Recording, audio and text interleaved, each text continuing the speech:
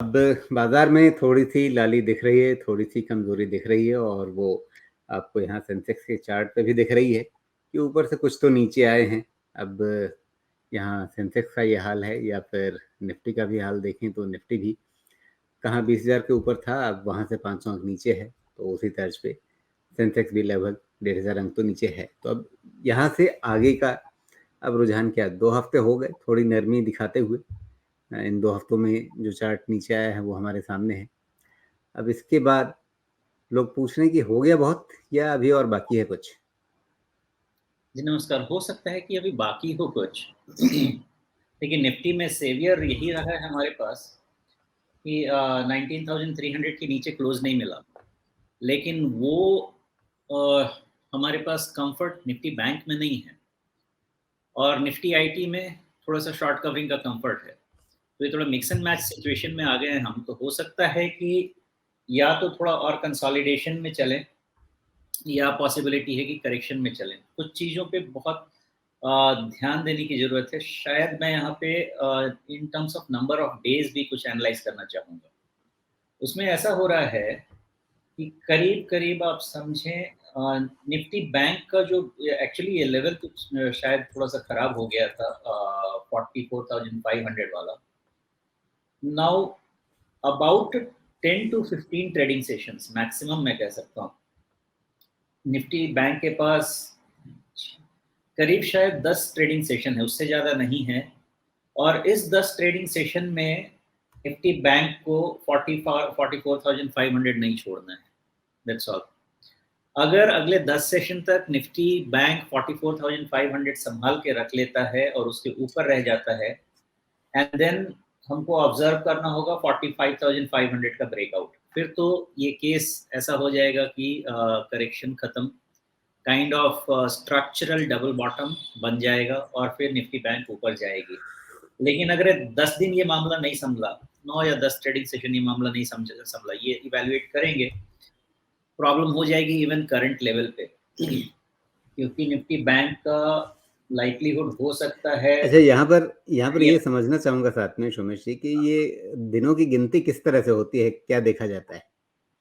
देखिए इसमें ऐसा नहीं है कि स्ट्रेट अवे हम कुछ गिनती कर सकते हैं, कुछ मॉडल में टाइम प्रेडिक्शन करने की कोशिश करते हैं। उसके बेसिस पे अगर ये स्ट्रेंथ अगले 9 से 10 ट्रेडिंग सेशन तक रह गई, तब तो शायद ये फॉल्स ब्रेकडाउन होके खत्म हो जाएगा। लेकिन उसका भी कंफर्मेशन के लिए 45,500 चाहिए। नहीं हुआ, अगर करीब-करीब अगला 9-10 ट्रेडिंग सेशन, मतलब मैं 2 हफ्ते की बात कर रहा हूँ, आप ऐसा समझें। अगर अगले 2 हफ्ते में 45,500 नहीं संभला कंसोलिडेशन में भी, 44,500 नहीं संभला कंसोलिडेशन में भी, मेबी वो थोड़ा डीपर करेक्शन इन बैंकिंग का बिगिनिंग होगा। ये एक पहलू है। दूसरी पहलू ये समझे, ये तब का पहलू है जब कंसोलिडेट कर रहा है और सपोर्ट लेवल ऑफ 44,500 नहीं होल्ड कर रहा है। दूसरा पहलू ये है कि ये क्लियरली 44,300 का जो टॉप है, करीब-करीब 44,300 का, उसके नीचे बंद दे दें। फिर हमें उससे ज़्यादा और कुछ कंफर्मेशन नहीं चाहिए। क्यों नहीं चाहिए? बिकॉज़ जब तक ये 45,500 का टॉप अप नहीं निकल जाएगा, उसके बाद हमारा ट्रेंड सेल ऑन राइज़ का लेना है इसको, बैंक का। तो ये 2 मेजर चीज़ें हैं जो समझना है, और ऐसा इसलिए समझना है कि बैंक 2 बार धोखा दे चुका है ब्रेकडाउन देके, और इसलिए इसकी थोड़ी-सी जो धोखेबाज़ी है उसको हम पकड़ने की कोशिश कर रहे हैं, कहाँ चीट कर सकता है फिर से। लेकिन फिर भी बायस वीक रहेगा 45,500 के नीचे। तो ये लेकिन है पीएसयू बैंकों के जिस तरह के रिजल्ट आए हैं, उनको हुँ। देखते हुए क्या आपको लगता है कि मतलब बैंकिंग सेक्टर इस तरह के किसी बड़े करेक्शन के लिए तैयार होगा? देखिए मुझे नहीं समझ में आया कि स्टेट बैंक में इतना नेगेटिव क्या देखा लोगों ने रिजल्ट का।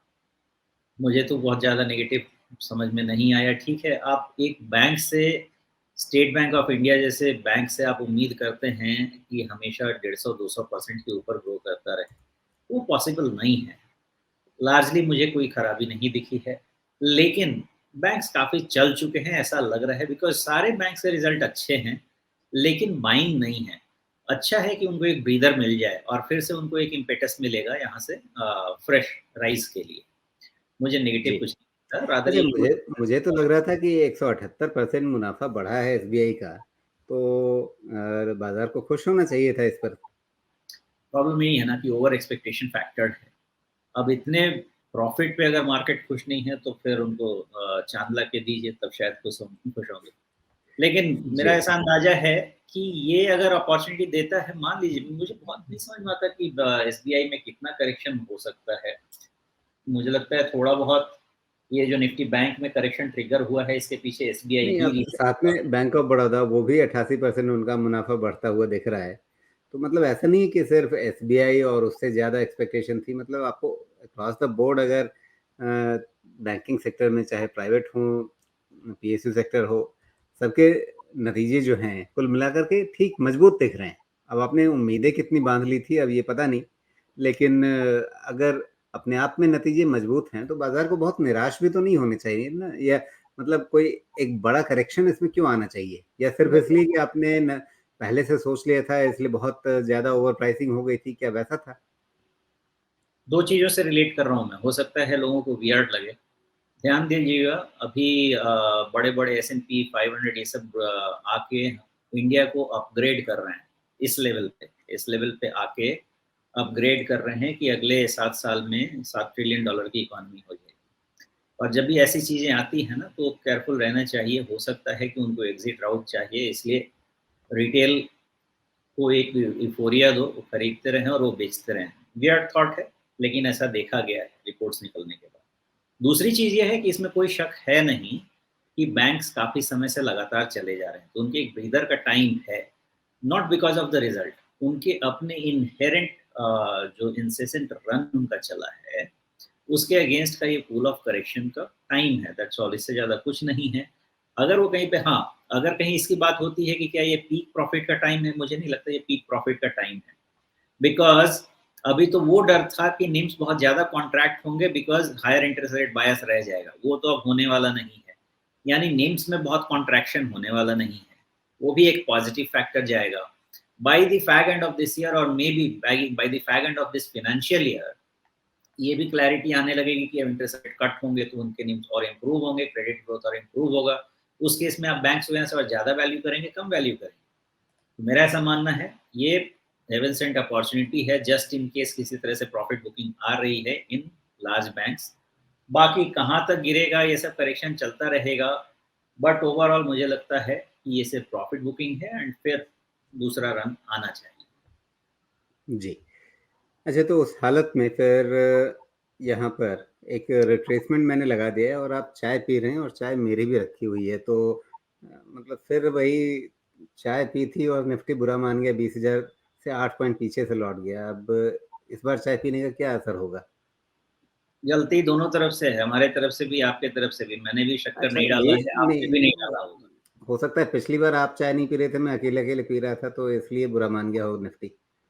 शक्कर की कमी थी उधर भी और मैं भी शक्कर नहीं लेता, शायद इसकी कमी रह गई। लेकिन हो सकता फिलहाल है। ये जो रिट्रेसमेंट दिख रहा है इसमें अभी तक 23.6% रिट्रेसमेंट हो गया है। हाँ, अब आप कह रहे हैं कि मतलब इसके नीचे और अगर गया तो फिर अगला जो 38.2% रिट्रेसमेंट आएगा, वहाँ भी पहले से एक बेस बना हुआ दिख रहा है 43,400 के आसपास। तो क्या ये समझा जाए कि मोटे तौर पे अभी जो पिछले हफ्ते इसने बॉटम बनाया है, उसके नीचे गया तो 44,300 से घट करके सीधे 43,400 के आसपास? आना चाहिए, लेकिन ये ऐसा एक बार में नहीं होता है। देखिए, इसको ना एक किस तरह से रीड किया जाए तो टाइम बताता है कैसा स्ट्रक्चर बनेगा, लेकिन हो सकता है कि बहुत ही छोटे टाइम स्पैन में एक हेड एंड शोल्डर्स बनने की तैयारी हो। अगर वैसा हो भी रहा है तो करंट लेवल से एक बाउंस मिलना चाहिए और उसके बाद फिर वो ट्रेंड फिज़ल आउट मतलब होना फिर चाहिए। एक शोल्डर बनेगा और उसके बाद फिर जब वापस ये 23.6% रिट्रेसमेंट के आसपास कहीं एक नेकलाइन बनेगी और उस नेकलाइन के टूटने के बाद फिर वो गिरावट आएगी। तो कहीं जब मैं टाइम प्रोजेक्शन कर रहा था, तो इसमें एक राइट शोल्डर की भी फैक्टरिंग की है मैंने। अब वो राइट शोल्डर 1 वीक का भी हो सकता है, 2 वीक्स का भी हो सकता है, उसका अंदाज़ा मैं नहीं लगा सकता। लेकिन ओवरऑल जो मुझे दिखा, अगर ये राइट शोल्डर जो भी है 2 हफ्ते तक अगर मेंटेन हो गया और 44,500 नहीं टूटा, रादर 45,500 निकल गया, बस हो गया, खत्म।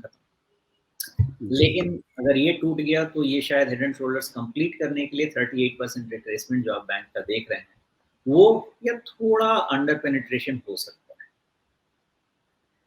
जी। तो आज हमने शुरुआत में ही निफ्टी बैंक की थोड़ी ज़्यादा बात कर ली, लेकिन वापस लौट आते हैं हम निफ्टी की तरफ। अब निफ्टी भाई साहब क्या कह रहे हैं? निफ्टी अभी वीक नहीं हुई, लेकिन इसमें भी प्रॉब्लम यही है कि 19,300 जब तक नहीं चला जाएगा थियोरेटिकली मैं कोई भी कॉल नहीं ले सकता इसमें वीकनेस का। हाँ, कितना देखो, सॉरी? 19,300, जी। ठीक है? और फ्रेश बाइंग का जब तक 19,800 के ऊपर क्लोज ना मिले, मैं वो भी कॉल नहीं ले सकता। तो थियरी यही कह रही है कि निफ्टी के पास अब ये 500 पॉइंट का रेंज है। हो सकता है ये भी 500 पॉइंट में अगले 2 हफ्ते, 1 हफ्ते का खेल चले और फिर ईदर साइड हमें देखने को मिले। देखिए अगस्त अभी तो शुरुआत है। अगस्त में जो हमारे पास ट्रिगर है, अब आप समझें कि करीब-करीब 10 दिन का और ट्रिगर बचा रहेगा हमारे पास रिज़ल्ट सीज़न के हिसाब से। उसके बाद शांति हो जाएगी। इसलिए शायद ये भी नंबर में आ रहा है कि अगले 9-10 दिन में जो होना है होगा। और फिर उसके बाद हमारे पास लल पीरियड होगा अप टिल सितंबर, बिकॉज़ फिर रिज़ल्ट शुरू होंगे अक्टूबर से। बीच में ऐसा कोई बड़ा ट्रिगर तो नहीं आना चाहिए। तो इसके हिसाब से ही लगता है कि निफ्टी भी कंसोलिडेट करे और अगले 1-2 हफ्तों में थोड़ी क्लैरिटी मिले। जी। तो यहाँ मैं कोशिश करता हूँ निफ्टी के चार्ट पे भी एक रिट्रेसमेंट देखने की, और यहाँ भी लगभग वैसी ही कहानी है जैसे हमें बैंक निफ्टी में दिखी है कि 23.6% रिट्रेसमेंट के आसपास तक अभी आया पिछले हफ्ते। निफ्टी बैंक उससे थोड़ा नीचे चला गया था, यहाँ पर वैसा नहीं हुआ लेकिन उसके आसपास तक है। तो वापस इसमें भी जो आप कह रहे हैं कि 19,300, अगर 19,300 कटा तो फिर 19,250 भी कट जाएगा, और तब तक ये 50 डे मूविंग एवरेज भी वहीं पर होगा तो ये भी कट जाएगा। तो 50 डे मूविंग एवरेज कटने के बाद ज़्यादा गहरा नुकसान, या इसमें भी पहले वही 38.2% रिट्रेसमेंट 18,800 के आसपास तक वहाँ पे पहले नज़र रखी जाए? नज़र तो वहीं रखनी है हमें। 18,800 तो रखेंगे, लेकिन फॉर सम रीज़न मुझे 18,500 तक ये रेंज एक्सटेंड करके रखना है। तो 18,800 क्रूशियल, लेकिन उसको मैं थोड़ा बेनिफिट ऑफ डाउट देने वाला हूँ। तो इन द रेंज 18,500 टू 19,000 जो हमारा लास्ट डिस्कशन है, मैं उसको वैलिड रखने वाला हूँ। मे बी वहाँ पे जाके निफ्टी को फाइनल पीस रिस्पाइट मिले। जी।